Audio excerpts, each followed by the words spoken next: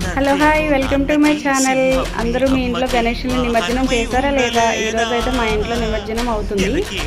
So ఇది short video. మీరు long video చూడాలంటే దీనిపైనే లింక్ షేర్ చేస్తాను, దాన్ని క్లిక్ చేసి లాంగ్ వీడియో కూడా చూసేసేయండి. అలానే ఈ వీడియో నచ్చితే లైక్ చేసి షేర్ చేసి సబ్స్క్రైబ్ చేయండి. Thank you.